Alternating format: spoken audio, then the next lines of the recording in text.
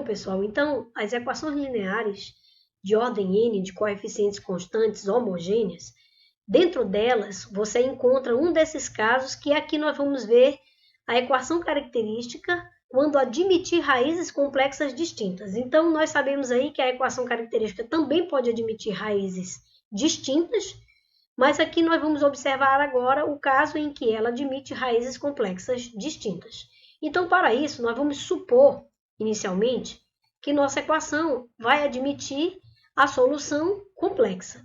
Claro que quando uma solução, sendo complexa, é raiz da tua equação característica, o conjugado dela também é raiz. Então, nós vamos também observar que, quando nós tivermos esse tipo de solução, nós vamos agora encontrar uma forma de escrever a solução geral. Então, aqui nós vamos escrever a solução particular de cada uma das soluções. Nós sabemos que quando nós temos uma solução complexa, eu sempre tenho uma constante associada a essa minha raiz, que aqui no caso eu estou identificando como sendo yp, então eu vou ter uma constante arbitrária cp elevado à minha raiz complexa vezes x.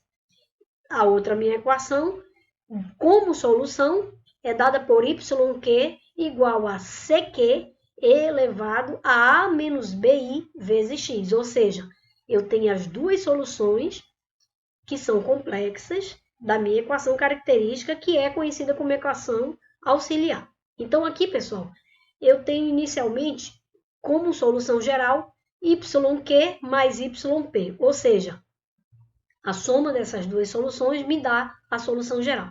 Mas é claro que eu não posso escrever a minha solução geral simplesmente do jeito que está aqui. O que eu preciso fazer? Vamos observar que esta solução, uma vez que nós podemos somá-la, essas soluções que nós acabamos de identificar como sendo yp, e essa aqui é yq, então eu vou agora descrever o passo a passo da cara dessa solução geral. Então, pessoal, o que nós podemos fazer de forma analítica nesse caso? Observe que a exponencial está elevada a uma soma, vezes uma variável aqui, que no caso é a nossa variável em questão, x. Então, eu posso pegar aqui e distribuir a vezes x e b vezes x, i. Ou seja, eu vou ter aqui uma exponencial elevada a uma soma. Então, eu posso separar no produto, ok? Agora, por que eu destaquei essa parte da exponencial, que tem como expoente a vezes x? Porque observe que, da mesma maneira como nós fizemos o passo a passo aqui, nós estaremos procedendo também nessa outra parte da nossa equação. Então, seguindo esse procedimento, esse destaque que eu faço aqui é porque é um elemento comum. Então, eu posso evidenciar, como vocês podem já observar aqui, eu já evidenciei. Mas antes disso, observe que para cada uma das soluções da minha equação característica, eu tenho uma solução e uma constante arbitrária associada. Então, da mesma maneira, assim como eu fiz para CP, eu fiz para CQ. Ou seja, as minhas constantes estão identificadas dessa maneira. Eu poderia colocar aqui C1, C2, K1, K2, mas eu vou identificar dessa maneira por uma questão de notação que a gente está, assim, utilizando. Então, aqui eu vou separar no produto, como eu falei. Aqui também eu posso separar no produto, como vocês podem observar. E eu observo o fator comum. Então, evidenciando esse fator comum, eu vou ter aqui CP elevado a BI vezes X. E aqui eu vou ter CQ elevado a menos BI vezes X. Então, o E elevado a X já está lá fora. E aqui eu faço, então, essa soma de partes da minha equação, como solução da minha equação característica, que aqui, uma vez, eu quero, então, identificar de maneira a solução geral, obedecendo aí a forma pela qual nós identificamos para a equação característica. Então, aqui, pessoal, nós vamos verificar que tem uma questão muito importante que nós temos que, na verdade, relembrar. As fórmulas de Euler. Por que nós estamos relembrando? Porque na nossa equação vai ser muito importante nós utilizarmos essas fórmulas de Euler. Observe que lá na nossa equação, quando eu evidenciei surge aqui a exponencial elevada a um fator que tem a minha unidade imaginária. No caso aqui, o fator é bx. Na outra parte da minha equação, é menos bx por causa do sinal. Então, o que nós vamos observar? Nós temos aqui a exponencial elevada a um fator vezes a unidade imaginária. Ou seja, esse fator você pode olhar como sendo o arco da função. Então, de que forma eu posso fazer essa associação em relação às fórmulas de Euler? Ou seja, quando eu tenho positivo, eu tenho cosseno de θ para um arco θ em relação à unidade imaginária. Então, eu tenho aqui cosseno de θ mais i seno θ.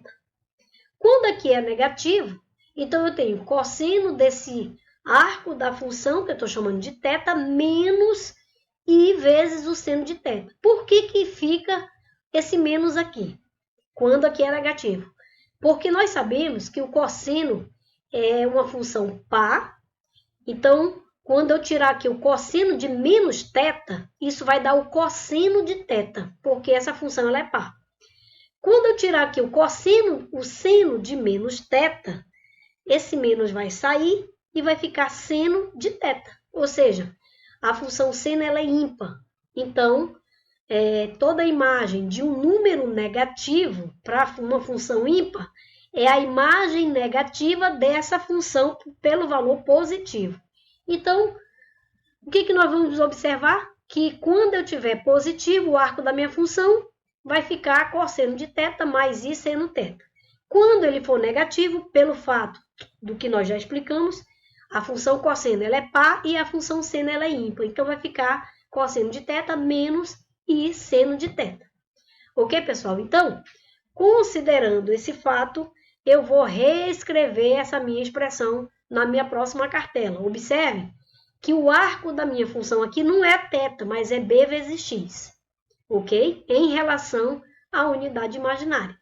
Então, nessa expressão, e elevado a b vezes x, que tem aqui essa unidade imaginária, com esse fator multiplicativo, e aqui a diferença é negativa, então nós vamos utilizar as fórmulas de Euler nessas duas expressões e reescrever a minha solução geral. Ok, pessoal? Então, vamos substituir o e elevado. Aqui nós vamos ter o arco da função θ de i, aqui vai ser bx de i, ok? Então, vai ficar cosseno de bx mais i seno de bx, ok, pessoal? Para esse caso aqui, como é que ficaria? Vamos lá. Se eu tenho e elevado a menos θ de i, então, observe, menos bx de i, então vai ficar cosseno de bx menos i seno de bx, ok? Então, é isso que nós vamos fazer na próxima cartela. Observe. Quando nós reescrevemos essas fórmulas de Euler na nossa expressão, que tem a minha solução geral da minha equação característica, que eu somei as duas e isso dá a solução geral da minha equação diferencial ordinária, então agora eu estou com essa expressão na qual eu apliquei aqui as fórmulas de Euler, como nós já havíamos ressaltado anteriormente. Então, aqui ficou cosseno de bx mais i seno de bx. É claro que, pelo fato que nós havíamos explicado anteriormente, aqui eu vou ter cosseno de bx menos i seno de bx. Mas observe, pessoal, que nós temos aqui uma forma de nós evidenciarmos as nossas constantes arbitrárias, CP e CQ, em relação a essa distribuição que nós podemos fazer aqui. Como é que nós podemos observar isso? Primeiro, você observe que CP multiplica pelo cosseno de bx. E CQ também multiplica pelo cosseno de bx. Ora, então eu posso pegar CP com CQ e somar. E evidenciar em relação ao cosseno de bx. Ok, pessoal? Agora, observe que, por outro lado, você tem aqui o seno de bx, ok? Que aqui você tem a multiplicação de CP vezes i. E aqui, nesta outra parte da minha equação, eu tenho CQ vezes i vezes o seno de bx, só que negativo. Então, eu tenho uma constante aqui que vai ficar o quê? Negativa. Então, eu posso evidenciar CP em relação a CQ, só que vai ficar o quê? Negativo. Então, vai ficar CP menos CQ em relação a o seno de BX. Ok, pessoal? Então, ficou CP vezes essa expressão, I seno de BX, e CQ vezes menos I seno de BX. Por esse motivo, eu tenho a diferença entre CP menos CQ em evidência em relação a seno de BX. Ora, aqui, pessoal, nós precisamos simplificar a cara dessa solução geral. Então, vamos fazer o seguinte, vamos fazer uma substituição, já que CP mais CQ são números reais arbitrários. Então, eu vou chamar essa soma de um número A maiúsculo. Ou seja, minha constante arbitrária A maiúsculo vai ser dada pela soma das constantes CP mais CQ.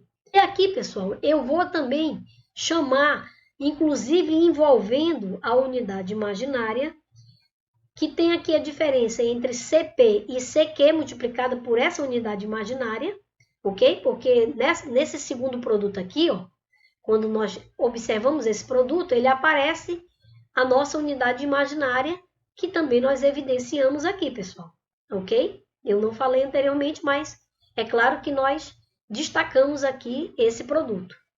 Então, a minha constante arbitrária B vai representar essa unidade imaginária multiplicada pela diferença dessas constantes arbitrárias, CP menos CQ.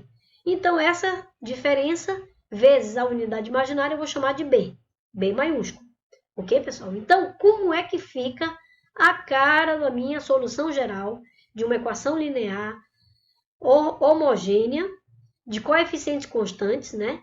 Que é de ordem qualquer, ou seja, de ordem n. Então, eu vou ter e elevado a x, que nós temos aqui em evidência, só que aqui, por essa substituição, vai ficar a vezes cosseno de bx, então nós temos aqui, e na nossa outra parte da nossa equação vai ficar b, que representa essa constante, envolvendo inclusive a unidade imaginária, eu vou chamar de b, vezes o seno de bx.